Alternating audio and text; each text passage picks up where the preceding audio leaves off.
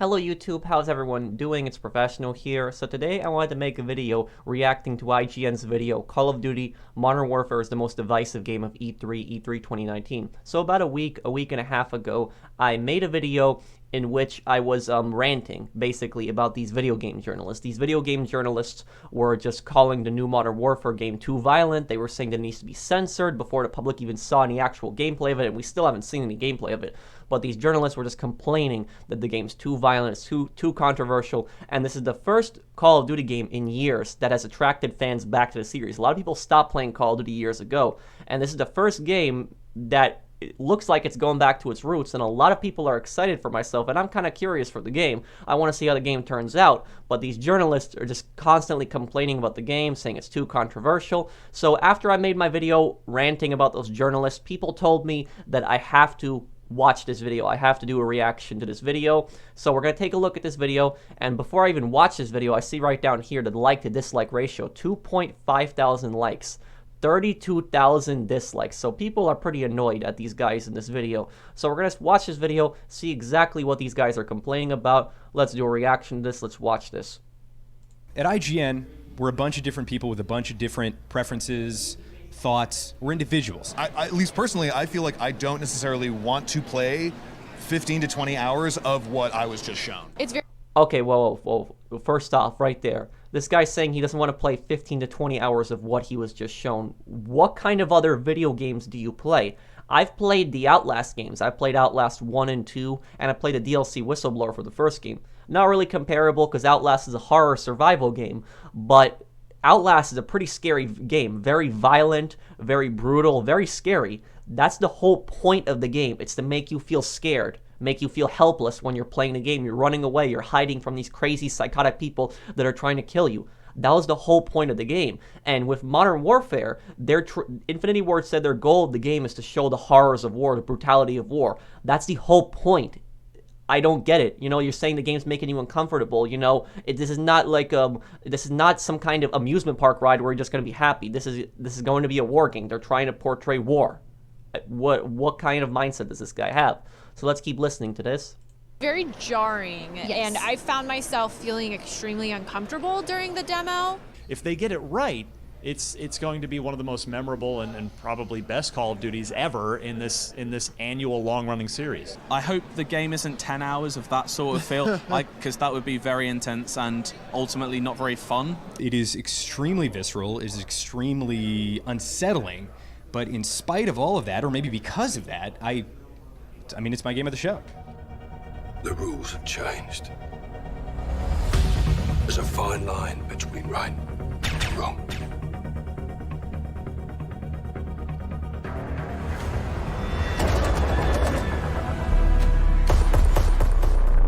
There's essentially a terror attack in London. Spoilers, by the way. There's a terror attack in London. Your cell, Captain Price, Sergeant Garrick, who I believe is the protagonist, the character you play as, take a small, covert SWAT-style team. Tier 1 operators, Tier 1 operators. To do a breach and clear of this terror cell in this house. A townhouse, yes. Right. It's real narrow, and it's just like 4 floors. Yeah, it's a terraced house in North London. I'm from North London, so I can assure you that it looked very accurate. They even had the correct train on the train line, which was very... That's impressive. It is one of the most visually impressive games I've seen. Yeah, the attention it does look to detail. beautiful. I think the most jarring part is that, of course, this is in London, and... Whoa, time out right now, time out. What is controversial here? I don't understand that the game has a setting in London. That's controversial, that they used a real-world location. Guess what? I'm from New York. I grew up in the city. Modern Warfare 3, one of the levels in Modern Warfare 3 is where New York City is a war zone. Downtown Manhattan is an absolute war zone. They show Wall Street, which is an actual location in Modern Warfare 3, where you're fighting through Wall Street building to building. It's just absolute chaos. Then you have a giant helicopter battle in the sky, and then the Hudson River just has hundreds of battleships, submarines, all fighting each other. It's absolute chaos.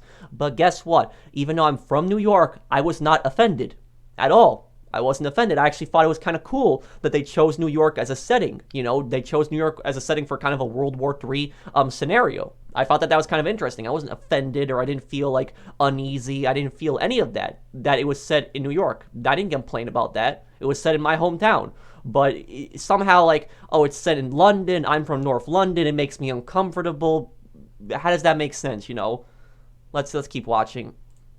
You're crawling through this house. I mean, crawling. You're stealth walking through this house with many people, many teams, many guns. You got your night vision goggles. Like, you're all suited up. But you're going into a civilian house, essentially. And granted, they are terrorists, but it's still weird.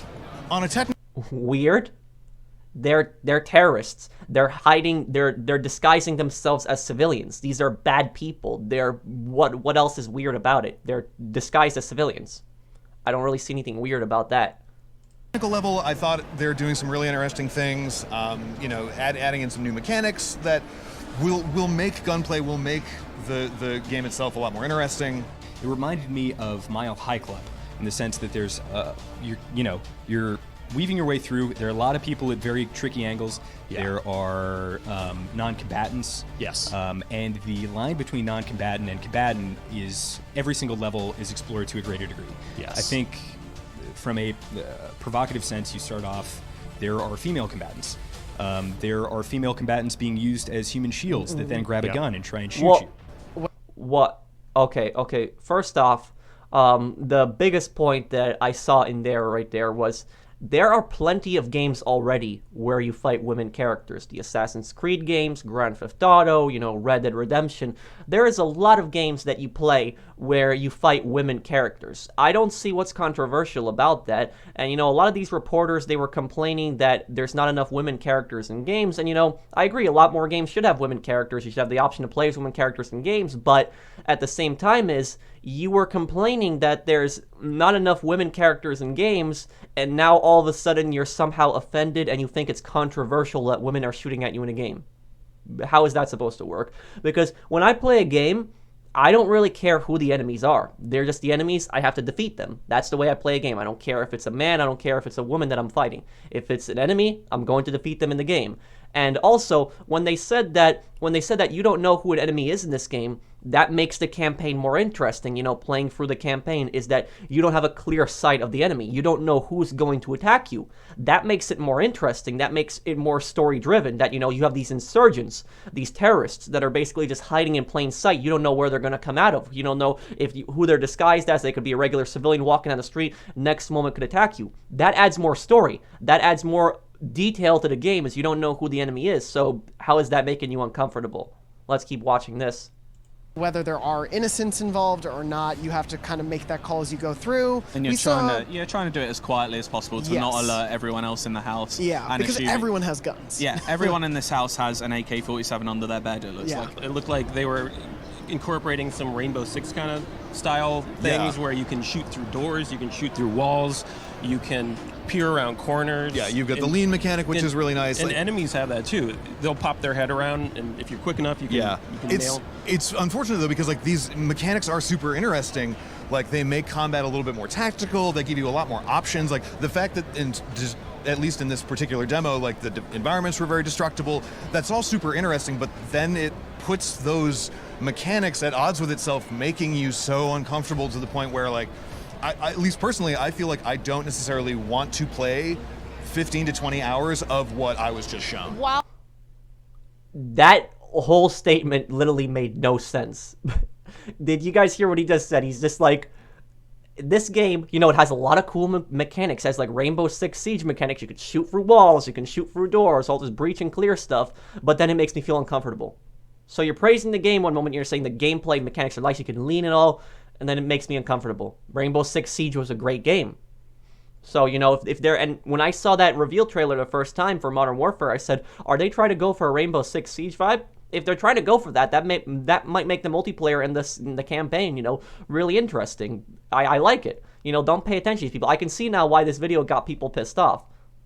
While you are going into a moral gray area, like that's exactly what it is. It is a morally ambiguous area. Your enemies are no longer wearing uniforms that denote that, like, it's not black and white anymore. Also where some of the difficulty in, oh, it looks so beautiful and so realistic, so when I have to then shoot these people, it looks like you're shooting, like, whether they're terrorists or not, of course. Infinity Ward is intentionally pushing buttons on this, and that's a risky thing to do, but I'm and maybe they'll fall flat on their face, and this game's going to end up being offensive to anyone who's served in the military.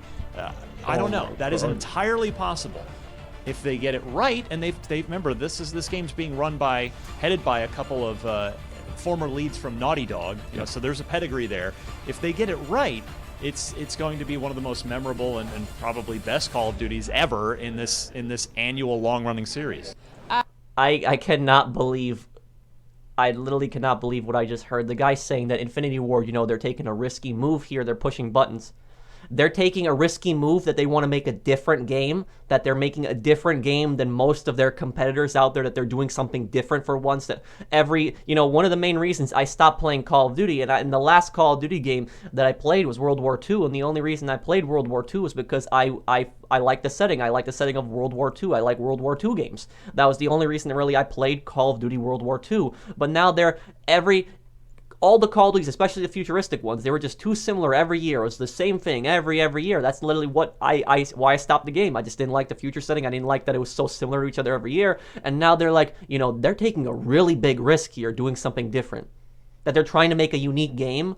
They're doing something different. There's so many games out there today where they're just going for the same thing. Oh, let's just shove Battle Royale into every game. Every game has to have Battle Royale now. I remember the old days of gaming, when developers would actually say, our game is different from the majority of other games, and here's why. And they were proud of it, that the fact that their games were different than the majority of their competitors. But now it's the other way around. And that they're doing something controversial. Look at what they did with No Russian in Modern Warfare 2. Yes, that was controversial, but even though it's controversial, that was a huge part of the story. It explained why World War III happened, and it introduced you to Makarov, who was the main villain in Modern Warfare 2. It showed you how evil the guy was. The purpose of the No Russian mission, it wasn't to glorify the killings or anything like that. The purpose of the mission was to show you how evil Makarov was. That was Makarov's introduction, to show you how psychotic and evil this guy is. You can't have a good psychotic evil villain in a game without having them do something evil. That's how you introduce them as an evil antagonist.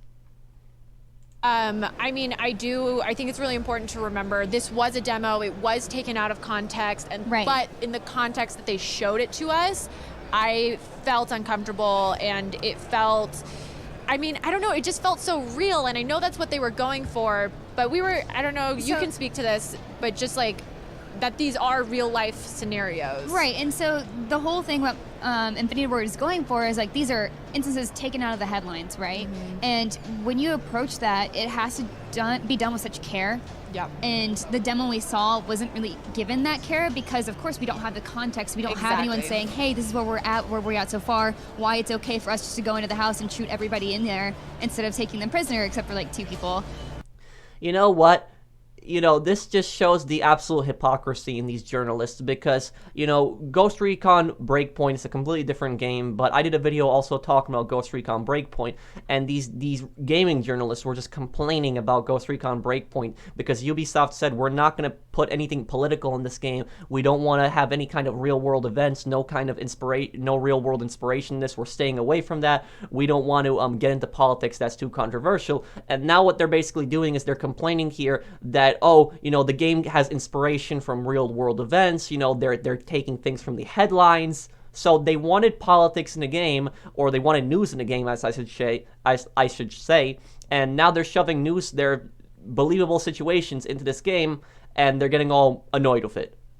How do these journalists do their research? Like, how can you possibly call yourself gaming journalists? And one thing that has me surprised, as I'm watching this, and they're showing like clips of different IGN reporters, and none of these reporters disagree with each other. None of them. There's like literally no diversity in opinion in this at all whatsoever. They all literally agree that this game is too violent, it's too controversial, it makes me feel uncomfortable. Where is another journalist out there, an actual journalist, like arguing with another journalist saying, while you might have felt uncomfortable, I actually liked it, and I like this setting. Like, where's another journalist saying that? Maybe there still will be somebody like that in the video, but we've already watched 5 minutes and 12 seconds of this video, and they're all unanimously agreeing. Where is the diversity in thought here? Where is it? and it's not very clear, and so it was just very jarring because of that. Well, at one point, they break into a room, and you train your gun on the person who's in there, and it's a woman, and she's running to a crib, and she picks up a baby, and you're like, Right. And you're what like, do you do there? Well, I mean, obviously, if you're a good person, you don't shoot the baby. We never really saw the consequences of any choices, how differently this mission could have gone. Yeah. What happens if you hadn't shot out that light? What happens if you do accidentally kill the woman and her child? Does the mission end? Does it change the story of the game at all? Yeah, we don't know, and I think that's the biggest question for me, is seeing out like whether there is a lot of choice that impacts the story, or if it is very much a story they intend to tell in a certain way. You know what? I'm just absolutely sick of this. I'm sick of these journalists acting like Call of Duty is a game for kids. This is not a game for kids, even though a lot of kids play it. This game is an M-rated game. This is an M-rated game. And, you know, they were saying that this is in London, a massive city. So you're going to have a lot of civilians in the middle of a war zone. And that adds more realism to it. You know, they said that they wanted to portray the horrors of war. What they said with the baby earlier is there's going to be civilians in the middle of the battle.